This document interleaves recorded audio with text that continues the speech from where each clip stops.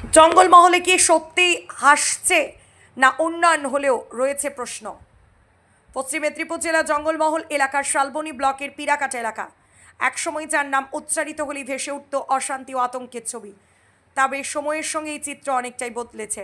বর্তমানে শান্ত পরিবেশ ও উন্নয়নের ছোঁয়ার বদলে যাওয়ার এই এলাকায় স্থানীয়দের দাবি জঙ্গলমহল এখন সত্যিই হাসছে। জঙ্গল ঘেরা লাল মাটির পথ, ছোট ছোট গ্রাম আর প্রকৃতির শান্ত পরিবেশের মধ্যেই ধীরে ধীরে গড়ে উঠেছে উন্নয়নের পরিকাঠামো। গ্রামীণ সড়ক যোজনার মাধ্যমে বহু কাঁচা রাস্তা এখন পাকা হয়েছে, বিদ্যুৎ পৌঁছেছে প্রায় প্রতিটি বাড়িতে, পানীয় জলের ব্যবস্থাও আগের তুলনায় উন্নত হয়েছে। একসময় মাওবাদী প্রভাবের জন্য পরিচিত এই এলাকায় এখন অনেকটাই স্বাভাবিক জীবনযাত্রা ফিরেছে। বাজারহাটে ভিড়, কৃষিকাজে ব্যস্ততা, সব মিলিয়ে স্বাভাবিক ছন্দে ফিরেছে জনজীবন। স্থানীয় লোধা সবর সম্প্রদায়ের বাসিন্দা বুদ্ধেশ্বর শবদ জানান, আমাদের এখানে এখন রাস্তাঘাট হয়েছে, বসেছে স্ট্রিট লাইট, বাড়িতে বাড়িতে জলের লাইন এসেছে, প্রায় সবাই বাড়ি পেয়েছে। আগে অনেক অসুবিধা ছিল, এখন অনেকটাই ঠিক হয়েছে। তবে তার মতে চাষের উন্নতির জন্য আরও সেচ ব্যবস্থার প্রয়োজন। যদি দু একটা সাবমার্সিবল করা হয় তাহলে চাষের জন্য খুব উপকার হবে বলেন তিনি। একই সুর শোনা গেল সুমিতা সবরের কথায়ও। তার বক্তব্য, পাকা বাড়ি রয়েছে, রাস্তাঘাট ঢালাই হয়েছে, কিছু সুবিধা হয়েছে, তা অস্বীকার করা যাবে না। তবে পানীয় জলের ক্ষেত্রে এখনও অনিয়মিত সরবরাহের কথা তুলে ধরেন তিনি। অন্যদিকে বেলাবতী শবদ জানানোর যে আগে রাস্তাঘাট না থাকায় রুগী নিয়ে যেতে খুব কষ্ট হতো, এখন বাড়ির সামনে গাড়ি আসে, হাসপাতালে নিয়ে যাওয়া সহজ হয়েছে, স্কুল হয়েছে, ওষুধ পাওয়া যায়, সব মিলিয়ে এখন অনেক সুবিধা হয়েছে। তবে সব কিছুর মধ্যেও কিছু সমস্যা এখনও রয়ে গেছে। বিশেষ করে কর্মসংস্থানের অভাব বড় চ্যালেঞ্জ হিসেবে দেখা দিচ্ছে।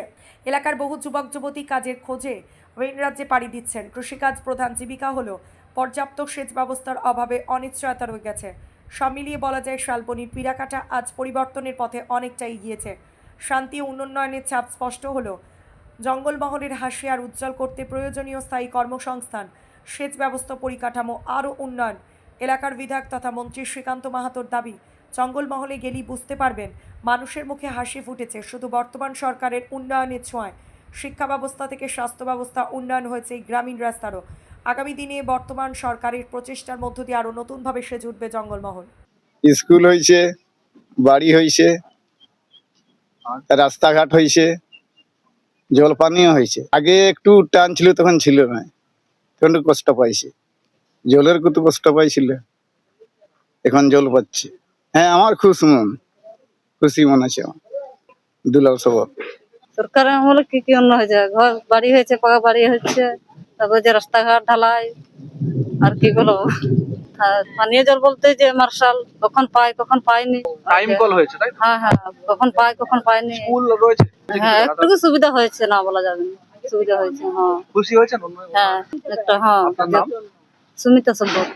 আমাদের এখানে রাস্তাঘাট হয়েছে, জল প্রত্যেক বাড়িতে বাড়িতে জলের লাইন হয়েছে, বাড়ি প্রত্যেকেরই বাড়ি পেয়েছে সবাই। আমাদের বাড়ি রয়েছে ওই 75-80 ঘর।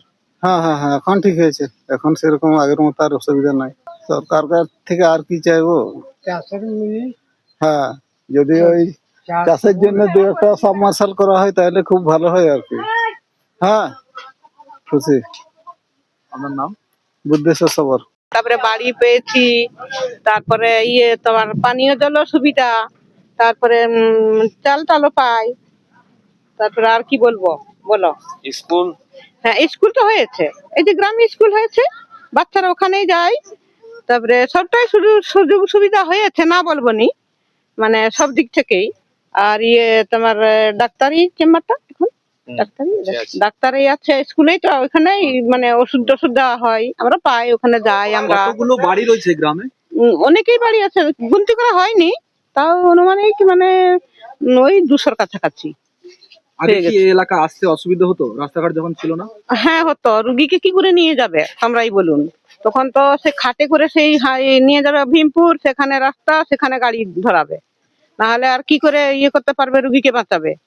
এখন গাড়ি যোগাযোগ চলে। হ্যাঁ, এখন সুবিধা হয়েছে, এই তো দুয়ারে মানে ঘরে দুয়ারেই গাড়ি আসছে, মানে এখানে দাঁড়াচ্ছে, ঘর থেকে বের করছে, গাড়ি তুলে দিচ্ছে রুগীকে, এরকম করে এখন একটু সুযোগ সুবিধা খুবই ভালো আছে, না বলবো নি আমরা, ভালো। খুশি হয়েছেন আপনারা? হ্যাঁ হ্যাঁ, আমরা খুশি হয়েছি, উপরন্ত আমরা খুশি হয়েছি, সবাই খুশি হয়েছি।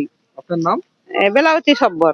গ্রামান্তরে মানুষের কাছে গেলেই বুঝতে পারবেন কত পাকা রাস্তা, ঢালাই রাস্তা, চওড়া রাস্তা, state highway, national highway, state highway কত হয়েছে, আপনি হিসাব করলে মানে বললে সারাদিন বলা হবে। মহাশোল থেকে আরেকটি রাস্তা হয়েছে, নতুন পাকা রাস্তা, যেটা দীর্ঘদিনের দাবি ছিল।